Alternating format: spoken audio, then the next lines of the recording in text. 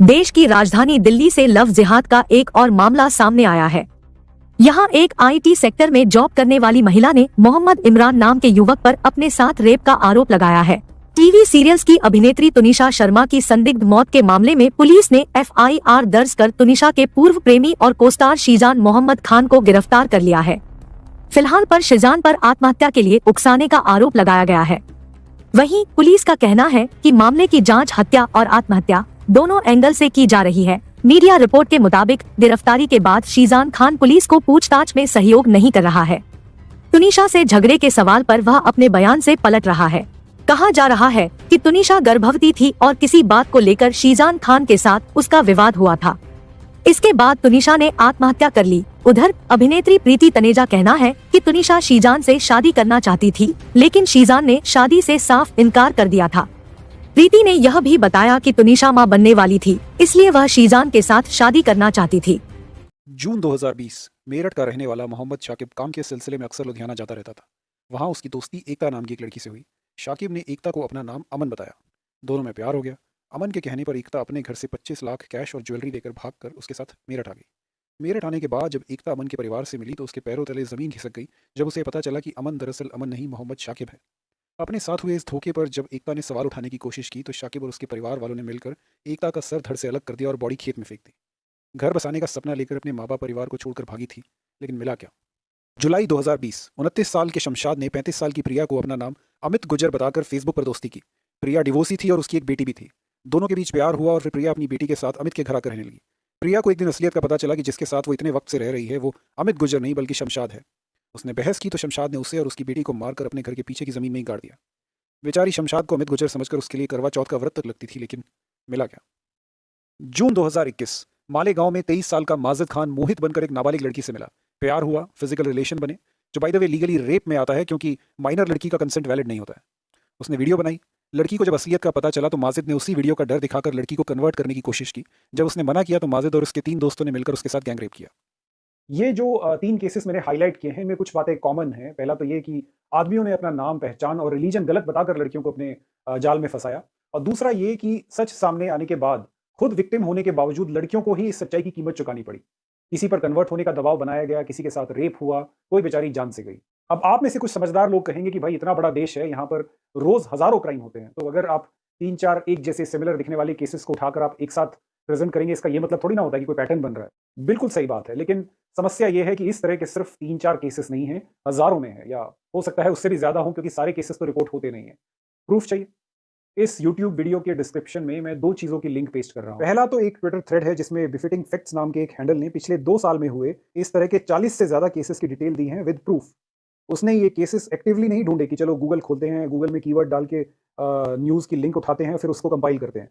ऐसा कुछ नहीं किया उसने। जो उसको आए दिन सामने न्यूज़ में दिखता गया, वहां से उसने उसे उठाया और कंपाइल करता गया। आप ये थ्रेड खोलें और पढ़ें। साथ ही एक और लिस्ट की लिंक मैं इस वीडियो के डिस्क्रिप्शन में पोस्ट कर रहा हूं, जिसमें पिछले 3-4 साल में लगभग 400 इस तरह के केसेस का डिस्क्रिप्शन है, और सबके साथ में जो है उसका सोर्स भी दिया हुआ है, जो मेन स्ट्रीम मीडिया लिंक्स हैं वो भी दिया हुआ है। आप इनको उस पर क्लिक करके उसको खोल सकते हैं, पढ़ सकते हैं, केसेस, इंडिविजुअल केसेस के बारे में पढ़ सकते हैं, और खुद डिसाइड करें उसके बाद कि ये मैटर कंसर्निंग होना चाहिए या नहीं होना चाहिए। तो मैं अगर इन सारे केसेस को समराइज करूं तो इन 6 पॉइंट्स का पैटर्न बनकर सामने आता है। पहला, आदमी अपना नाम, रिलीजन, पहचान छुपाकर या गलत बताकर लड़की को अपने प्यार के जाल में फंसाता है। दूसरा, सिग्निफिकेंट नंबर ऑफ केसेस में आदमी पहले से ही शादीशुदा होता है या उसके बच्चे भी होते हैं और ये बात भी लड़की से छुपाई जाती है। तीसरा, सिग्निफिकेंट नंबर ऑफ केसेस में लड़की माइनर होती है और जिसे ग्रूम किया जाता है। चौथा, सच सामने आने के बाद अधिकतर लड़कियों पर कन्वर्ट होने का दबाव बनाया जाता है। काफी लड़कियां कन्वर्ट हो भी जाती होंगी, क्योंकि बॉलीवुड फिल्म्स देखकर बड़े हुए प्यार में अंधे लोग अक्सर झूठ और मैनिपुलेशन को भी प्यार ही समझ लेते हैं। पांचवा, जो कन्वर्ट नहीं होती या जिनको कन्वर्ट होने का ऑप्शन नहीं दिया जाता, या वो जो इस अब ऐसे रिलेशनशिप को खत्म करना चाहती हैं, उन्हें हैरेस, स्टॉक या ब्लैकमेल किया जाता है। छठा, काफी लड़कियां रेप, ह्यूमन ट्रैफिकिंग या फिर हत्या का शिकार बनती हैं। उत्तर प्रदेश के बरेली में मुस्लिम युवक फरमान अली द्वारा एक हिंदू किशोरी के साथ दुष्कर्म करने का मामला सामने आया है। किशोरी 8वीं की छात्रा है। फरमान अली कुछ दिन पहले अपने पिता अब्बास अली के साथ किशोरी के घर टाइल्स लगाने का काम करने गया था। टाइल्स लगाने के दौरान फरमान किशोरी पर गंदी नजर रखने लगा। साथ ही स्कूल आने जाने के दौरान भी वह उसका पीछा करता था। मौका देखकर आरोपित फरमान अली किशोरी को स्कूल से अगवा कर मंगलवार 22 नवंबर 2022 को किसी अज्ञात स्थान पर लेकर गया। इसके बाद पीड़िता को नशीला पदार्थ खिलाकर उसके साथ दुष्कर्म किया। घटना के बारे किसी को बताने पर पीड़िता को जान से मारने की धमकी देते हुए फरमान अली मौके से फरार हो गया। जब घटना के अगले दिन पीड़िता की तबीयत बिगड़ी तब जाकर उसके पिता को आरोपित के दुस्साहस की पूरी कहानी के बारे में पता चला। किशोरी के पिता रिपोर्ट लिखवाने थाने जा रहे थे तो फरमान और उसके पिता अब्बास अली ने उन्हें शहीद गेट के पास रोक लिया और गाली गलौज करते हुए जातिसूचक शब्द कहे। दोनों ने रिपोर्ट लिखवाने पर परिवार समेत जान से मारने की धमकी भी दी। बाद में विश्व हिंदू परिषद वीएचपी नेताओं की मदद से किशोरी के पिता ने फरमान पर दुष्कर्म व पॉक्सो अधिनियम और उसके पिता अब्बास अली पर SC/ST एक्ट समेत अन्य धाराओं में रिपोर्ट दर्ज कराई। बिहार के एक युवक ने नेपाल में अपना प्राइवेट पार्ट काट डाला। बताया जाता है कि निकाह में देरी की वजह से उसने ऐसा किया है। उसकी पहचान इरफान शेख के तौर पर हुई है। वह बेतिया के साठी थाना क्षेत्र के गांव काला बरवा का रहने वाला है। नेपाल में वह मजदूरी करता था। नेपाल की पुलिस से इस घटना के संबंध में जानकारी मिलने के बाद परिजन उसे घर लेकर आए। फिलहाल वह बेतिया के अस्पताल में भर्ती है। उसकी हालत में सुधार हो रहा है। घटना 4 दिन पुरानी बताई जाती है। मीडिया रिपोर्ट्स के मुताबिक इरफान की मां ने निकाह में देरी की वजह अपनी गरीबी और 5 बड़ी बेटियों को बताया है। लेकिन मैं उन लड़कियों को कहती हूँ, स्ट्रांग बन जाओ, अपनी धर्म अपनी संस्कृति को बचाओ। ये जिहादी किस तरह से काम करते हैं, ये आपसे प्यार व्यार नहीं करते हैं, ये लुखे होते हैं। ये पंचर छाप झोपड़बस्ती में रहने वाले लोग जो होते हैं, इनको मदरसे से मिलते हैं पैसे कि हिंदू लड़की को फंसाओ तुम, हर महीने हम तुम्हें 50,000 प्लस बाइक देंगे और बाइक में तेल भरवाने के भी पैसे हम देंगे। तब ये लड़का हीरो बन के बाइक लेके आपके आगे पीछे मंडराता है। फिर आप जैसे ही 18 की हो गई आपको उठा के भगा के लेके जाएगा। शादी करने पर इनका मदरसे से इनके जो मौलवी होते हैं, इनके मस्जिद के जो मौलवी होते हैं, वो इनको देते हैं पैसा कि ब्राह्मण की लड़की है 5-6 लाख रुपए, पंजाबी की लड़की है तो 6-7 लाख रुपए, जैन की लड़की है तो 8 लाख रुपए, राजपूत की लड़की है तो 6 लाख रुपए। ऐसे करके आप लोगों के प्राइस लगाए हुए इन्होंने जाति के हिसाब से। और एक बार शादी हो गई, इनको सीधे 8-10 लाख रुपए मिल जाते हैं। बच्चा पैदा करवा के ये आपको छोड़ देते हैं। अब इनमें तो 4 रखना जायज है। अब क्या कर लेगी? ये तो भला हो मोदी जी का कि ट्रिपल तलाक हटा दिया है, वरना तो ट्रिपल तलाक देकर ही आपको छोड़ देते हैं। आपकी सिक्योरिटी क्या है? फिर क्या करते हैं ये लोग? आप लोगों की बद से बदतर हालत करते हैं। माँ बाप आपको स्वीकारते नहीं है, समाज के पास आप रही नहीं, बच्चा लेके जाएगी कहाँ? तो इन जिहादियों के यहाँ फंस जाती है। और एंड में या तो आपको काट के किसी सूटकेस में मिलोगी, या आपको जला दिया जाएगा, या आपको कहीं भी मार दिया जाएगा। तो मैं सिर्फ आपको जागरूक करना ही हूँ। देखो, प्यार है तो वो प्यार रहना चाहिए। प्यार में अगर आपका धर्म बदला जा रहा है, आपको आपकी आइडेंटिटी बदली जा रही है, आपको सीता से सुल्ताना बनाया जा रहा है, तो बहन यहाँ पे आपको समझने की जरूरत है कि वो प्यार नहीं है। आप ये फिल्मों के शाहरुख खान और आमिर खान की लाइफ स्टोरी को रियल मत समझिए। ये तो सब प्लान्ड है। हिंदू लड़कियों के साथ शादी करने के लिए इनको पैसा सऊदी से आया है, आप समझे, ताकि ये बॉलीवुड के माध्यम से आपका ब्रेन वॉश करो, लड़कियों को रखे कि हाँ मेरा वाला तो ऐसा नहीं है। सबको ऐसा ही लगता है कि मेरा वाला अब्दुल ऐसा नहीं है, लेकिन अब्दुल ऐसा ही है। अब्दुल बहुत क्लियर है। अब्दुल क्या करता है? 27-28 साल का अब्दुल जो है वो 17-18 साल की हिंदू लड़की को, गीता को फंसाएगा, फिर उसको ट्रैप में लेगा, फिर उसको परेशान करेगा, ब्लैकमेल भी कर सकता है, शादी भी कर सकता है, और ऐसे करके कहीं से भी पैसा ऐठेगा। आपको पता है, एक तो मैंने ऐसा किस्सा अभी रेस्क्यू करा है कि उस मुस्लिम लड़के से डिवोर्स लेने के लिए वो मुस्लिम लड़का उस हिंदू लड़की से, उसके परिवार वालों से पैसा मांग रहा है कि इसको इसी तरह से परेशान करूंगा या तो आप मुझे 20 लाख रुपए दो। 20 लाख रुपए देकर माँ बाप ने उस मुस्लिम लड़के से पीछा छुड़ाया है। और हमारे हिंदू लॉ कैसे है? 50% प्रॉपर्टी देनी पड़ती है, प्रॉपर्टी में से 50% का हिस्सा देना पड़ता है। चप्पलें घिस जाती है पर डिवोर्स नहीं होते हैं लड़कों के, हिंदू लड़कों के।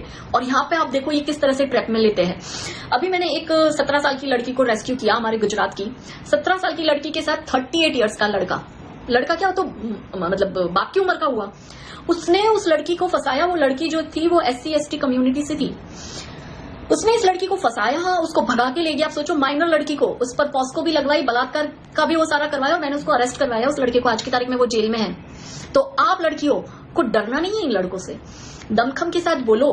कोई लड़का आकर आपका इस्तेमाल कर रहा है और आप इस्तेमाल हो रही है क्या? हमारे में जो महिलाओं के सशक्तिकरण की बात कही गई है, हमारी तो एक एक देवियों के हाथ में शस्त्र है।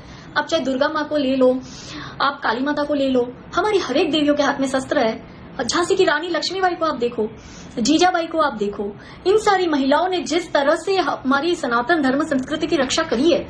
प्यार में इतना अंधा हो जाना कि अपना अच्छा भला बुरा हमें समझ में ही नहीं आ रहा। और ये क्यों होता है? क्योंकि माँ बाप जो है वो बच्चों को कल्चर ही नहीं देते।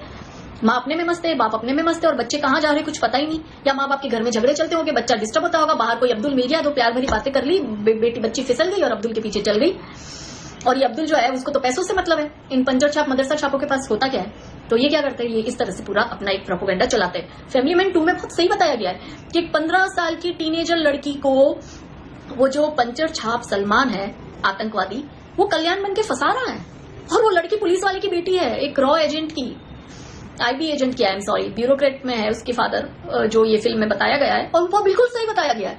तो आप, मेरा और आपका काम है कि हम हमारी लड़कियों को बचाएं। और जो भी लड़कियां मुझे देख रही है, आपको कोई भी लड़का ब्लैकमेल कर रहा है, चाहे कोई भी हो वो लड़का, और आपको परेशान कर रहा है, आपके कोई फोटोग्राफ्स ऐसे है उसके पास में, और वो फोटोग्राफ की आड़ में या वीडियो की आड़ में आपको परेशान कर रहा है और आप किसी को बोल नहीं पा रही हो, आप ऑफिशियल काजल श्रृंगाला को इनबॉक्स करें। और मैं वचन देती हूँ आपकी आइडेंटिटी कहीं डिस्क्लोज नहीं होगी। और उस लड़के को उसके जन्म पर, पैदा होने पर उसको अफसोस होगा ना, वैसी हालत कर दूंगी उस लड़के की, मैं वचन देती हूँ। तो मैं आज यही बात करने आई थी, और हमारी लड़कियों को बहुत समझना है। दूसरा, एक इंस्टाग्राम पे आप ज्यादा से ज्यादा एक्टिव रहिए, क्योंकि ये जो देश की तथाकथित 30% माइनॉरिटी है वो इंस्टाग्राम पे मेजोरिटी में है, और ये मेजोरिटी में अपना वो चलाते हैं। इनकी गालियां वालियों से और इनकी धमकियों से मुझे डर नहीं लगता है, बट आप देखो कि इतनी मेजोरिटी में है कि हमारी लड़कियों की ब्रेन वॉश करते हैं, हमारी लड़कियों को फंसाते हैं। इस वजह से आपका एक्टिव होना बहुत जरूरी है, इनको मुंह तोड़ जवाब देना बहुत जरूरी है, और ये जिस भाषा में समझे उस भाषा में इनको जवाब दीजिए, इनको एक्सपोज कीजिए।